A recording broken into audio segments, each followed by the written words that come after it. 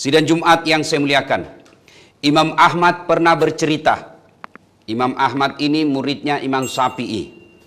Imam Syafi'i begini ringkasnya, kalau Anda kunut subuh berarti mazhabnya Imam Syafi'i.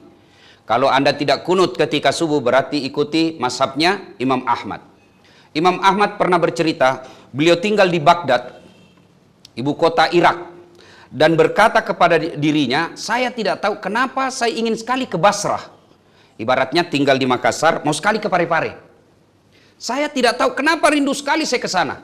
Di sana tidak ada keluargaku, tidak ada handai tolan saya, tidak ada karib kerabat dekat saya. Tapi saya rindu sekali mau ke Basrah. Akhirnya menjawab kerinduannya, Imam Ahmad kemudian melakukan perjalanan dan sampailah dia di Basrah. Ketika sampai di Basrah, karena tidak ada penginapan, tidak ada keluarga dekat, tidak ada sanak saudara, maka beliau mengambil keputusan nginap di masjid. Begitu mau tidur di masjid, dilihat sama marbot. Kalau di kampung saya Pak Doja. Dilihat sama marbot, marbot ini berkata, tidak boleh tidur di masjid. Macareparepa kok masuk kok. Dia nawadito matidur masjid, macareparepa kok keluar kamu. Kata Imam Ahmad, saya ini musafir. Dan ini marbot, dia tidak tahu siapa yang dia usir. Jadi waktu itu, hampir seluruh penduduk mengetahuinya, namanya, tapi tidak tahu wajahnya. Kenapa? Kan tidak ada medsos waktu itu. Tahu namanya, tidak kenal wajahnya. Ini marbot bilang, tidak boleh kau tidur di sini, kau bikin kotor, keluar. Diusir. Dia bilang, kalau begitu, saya di teras, di pinggir-pinggir. Masih tetap diusir, tidak boleh, kau keluar kau dari sini, kau bikin kotor. Dilihat sama penjual roti depan masjid. Kalau penjual roti ini, kalau bahasa kita, kasihannya itu kok dong, diusir-usir ini orang tua. Lalu Imam Ahmad berkata, ya Syekh, ta'al. Syekh bagi orang Arab itu ada 3 maknanya. Satu, Syekh karena dia tua. Karena dilihatnya Imam Ahmad ini berjenggot panjang dan putih rambutnya dan jenggotnya. Yang kedua, Syekh karena dia kaya. Yang ketiga, Syekh karena dia alim ulama. Nah, dipanggillah Syekh karena dia tua. Ya Syekh, ta'al, sini. Kalau kau mau tidur di rumahku, boleh. Tapi rumahku kecil. Ya, tidak layak lah. Dan ini yang panggil dia tidak tahu juga siapa ini yang dia panggil. Dia bilang, boleh Ji. Tidak apa-apa, yang penting ada tempatku tidur malam ini. Pergilah mereka berdua, tidur. Dan ketika pagi hari, si penjual roti ini membuat rotinya, adonannya. Ada yang menarik perhatiannya Imam Ahmad. Apa? Setiap dia kasih air, selama dia kerja rotinya itu, yang keluar dari mulutnya Imam Ahmad, istighfar.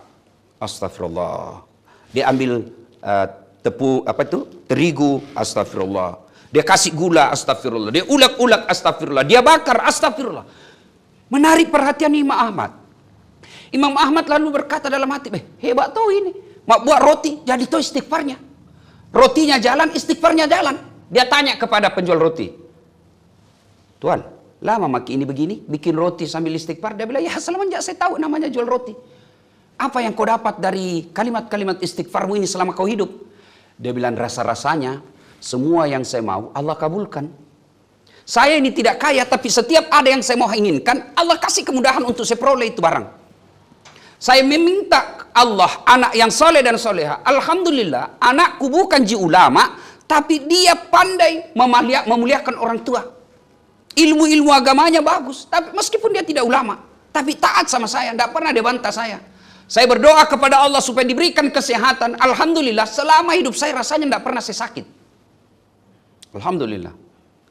Lalu orang tua ini berkata, ada satu yang rasa-rasanya belum Allah kabulkan. Apa itu? Setiap malam saya berdoa sebelum saya tidur, ya Allah, jangan kau cabut nyawaku sebelum ketemu Imam Ahmad.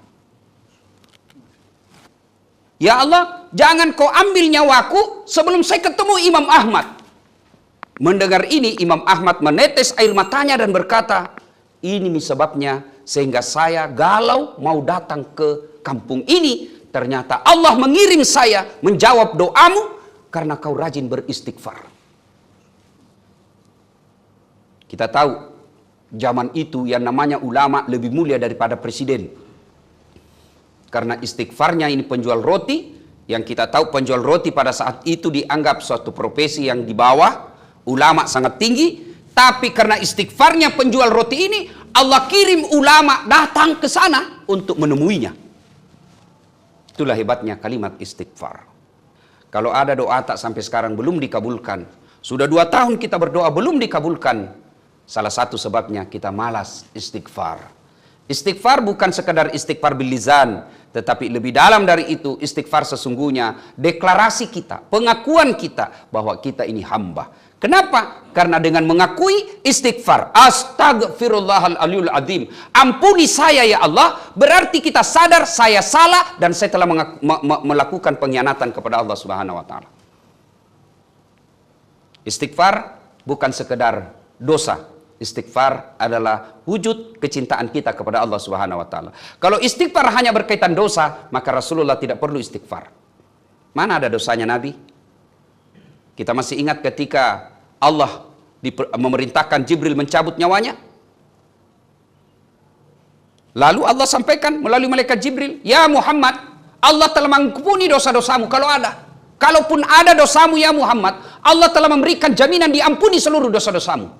Bayangkan, sudah mendapat jaminan. Itu pun kalau ada. Tapi Nabi tidak pernah melakukan dosa. Tidak ada dosanya Rasulullah.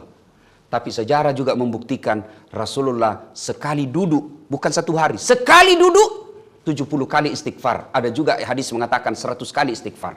Nabi tidak ada dosa. Ibadahnya luar biasa. Kalau sholat sunnah sampai bengkak betisnya. Tapi sekali beliau duduk istighfarnya 70 sampai 100 kali. Banding kami dirita yang tiada hari tanpa dosa, berapa kali istighfar. Lalu kenapa tidak berefek itu istighfar dalam hati? Karena kadangkala kita ucapkan, cara pengucapannya tidak bagus, dan kita kadangkala tidak didengar oleh telinga. Coba diamalkan sekali-kali. Istighfar bandingkan. Istighfar sekedar istighfar, lalu istighfar tutup mata, perdengarkan telinga, lalu usap dada. Pasti itu efek psikologisnya ada. Beda. Kalau sekedarnya, astagfirullahaladzim, pasti tidak akan berbekas itu istighfar. Tapi ketika kita ucapkan duduk, sudah dalam keadaan ada wudhu, menghadap ke kiblat, kita pakai parfum, baju khusus kita hadap dengan Allah Subhanahu wa taala, kita pegang tasbih, kita ulang-ulang istighfar, astagfirullahaladzim wa atubu ilaihi la ilaha illa anta subhanaka inni kuntu minadz zalimin. Selesai itu lalu minta kepada Allah, aku yakin apa yang kita inginkan Allah pasti kabulkan. Dan pun kalau tidak dikabulkan, percaya pasti yang kita minta bukan yang terbaik dalam hidup. Dan hebatnya kalimat istighfar ini, Allah memberikan hadiah, innallaha yuhibbut tawwabina. Allah mencintai orang-orang yang bertaubat. Hebatnya Tuhan kita, Allah. Beda kalau kita manusia. Bapak salah sama saya, dah saat maafkan saya. Oke, saya maafkan kau, tapi jangan kau lagi lewat depan rumahku. Masih ada syaratnya. Tapi Allah, kita tipu Allah. Tiap hari kita maksiat. Lalu datang kita bertobat kepada Allah. Allah sampaikan, innallaha yuhibbut tawwabina. Saya cinta kepada hambaku yang bertobat. Balasannya kita hianati Allah. Lalu Allah membalasnya, ku cinta kau. Kau datang membawa dosa dengan berjalan, aku menyambutmu dengan berlari.